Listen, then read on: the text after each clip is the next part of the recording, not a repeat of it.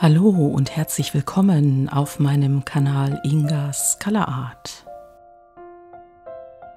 Heute gibt es ein abstraktes Acrylbild, welches ich aus zwei zusammengeschobenen kleineren Leinwänden erstellen werde.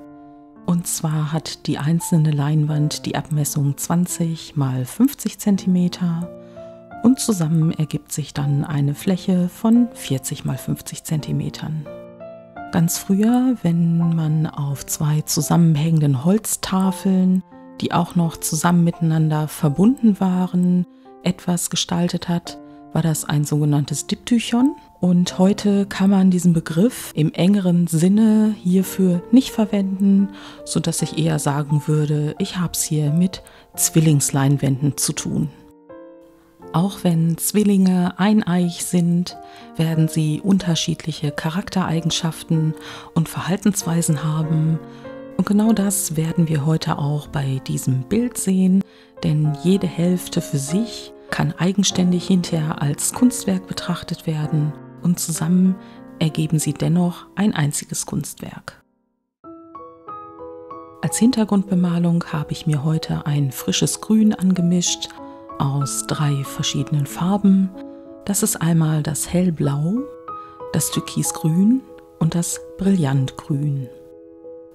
Weil ich auf meinen abstrakten Rakelbildern gerne mit Kontrasten arbeite, habe ich mich heute auch für eine ganze Reihe von Reflexfarben entschieden. Und ich starte mit der Reflexfarbe Orange, die natürlich sehr komplementär zu dem hellen, frischen Grün wirkt.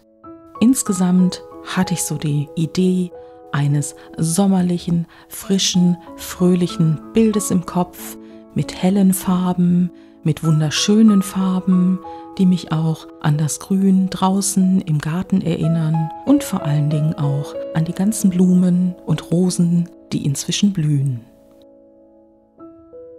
Nach dem Reflex Orange habe ich das Reflex Rosa aufgetragen und anschließend das Titan Weiß, alles als Nass-in-Nass-Technik, sodass ich einen Verlauf kreiert habe, der auch teilweise innerhalb von Rosenblüten gesehen werden kann.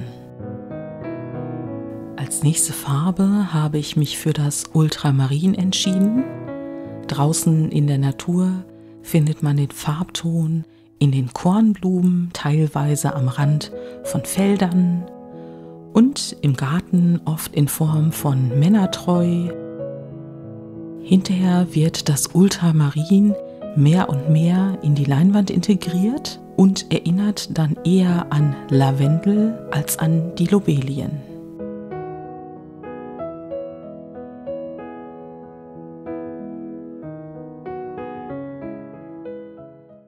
Nachdem ich die beiden Leinwände jetzt einmal gedreht habe, trage ich die nächste Farbschicht, das Türkisgrün, nur noch partiell auf mein Rakelwerkzeug auf und beginne langsam Akzente auf den Leinwänden zu setzen.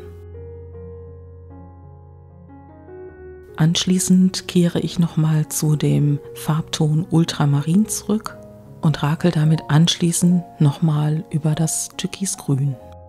Auch diese Farbe wird nicht mehr vollständig auf die komplette Leinwand aufgetragen.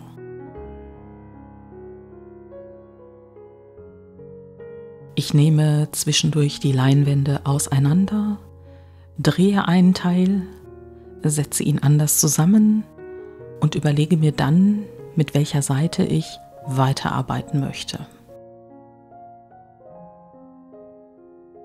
Bei meinen Rost- und Patina-Bildern, die ich ja auch in der abstrakten Rakeltechnik gestalte, setze ich oft die Farbe Titanbuff Hell ein.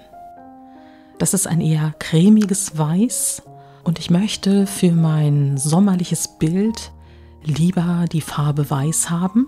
Das ist zwar ein sehr harter Kontrast, aber sie vermischt sich aufgrund der Nass-in-Nass-Technik sehr gut mit den vorherigen Farben, die sich bereits auf der Leinwand befinden. Und so gelingt es mir, mit der Farbe Titan Weiß einen abstrakten Himmel auf die Leinwand zu holen. Aus dem Deutschunterricht ist etwas bei mir hängen geblieben Und zwar im Vorwort von E.T.A. Hoffmanns Die Elixiere des Teufels wird von bunt glühenden Blumen geredet. Und irgendwie hat das Reflex Rosa, was ich jetzt auf die Leinwand aufbringe, hinterher bei dem fertigen Bild genau diese Intention von bunt glühenden Blumen.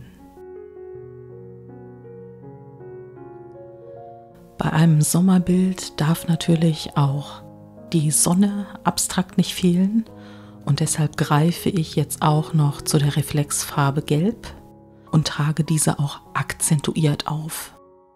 Das Reflexgelb vermischt sich auch hier mit dem vorher aufgetragenen Reflexrosa, sodass sich auch wieder ganz spannende Farbverläufe ergeben.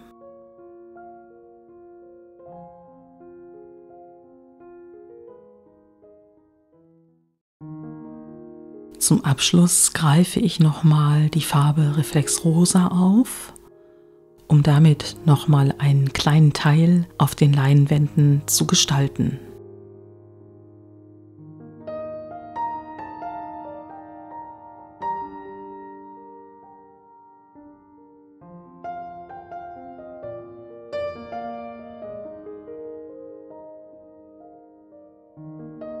Bevor ich mit Titanweiß mein zweiteiliges Kunstwerk beende, habe ich tatsächlich eine ganze Zeit lang an meinem Arbeitstisch gestanden und mir das Bild angeguckt. Ich bin einmal um den Tisch gegangen, ich habe mich nochmal auf eine Leiter gestellt und dann hatte ich die Idee, was ich jetzt mit den beiden Leinwänden mache und wie ich sie beenden könnte.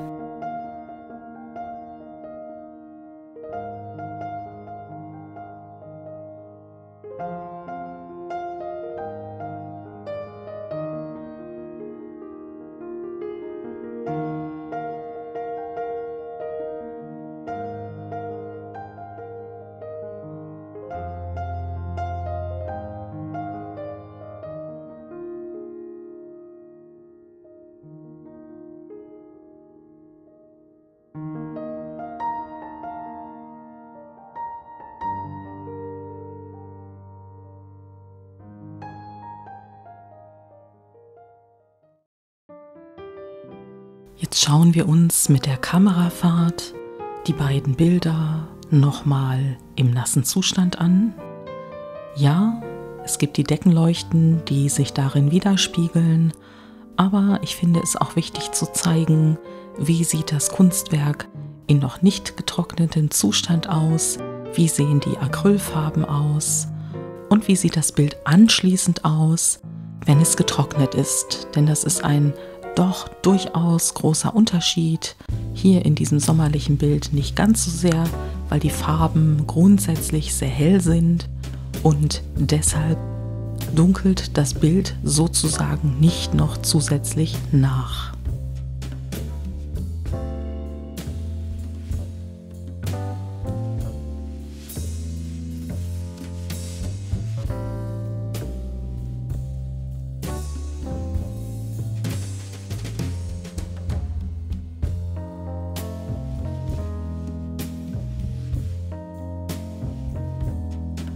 Zum Abschluss zeige ich einmal das fertige Kunstwerk, wie es an der Wand hängt.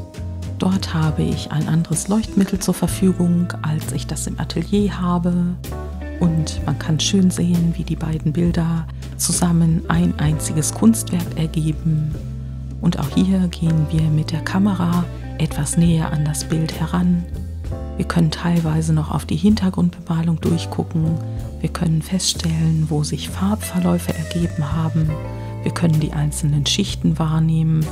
Ich finde, es ist ein ganz wunderbares, fröhliches, kleines Kunstwerk geworden.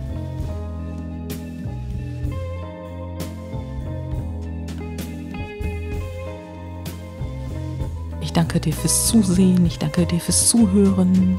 Ich freue mich sehr über ein Like von dir. Konstruktive Kritik ist immer herzlich willkommen.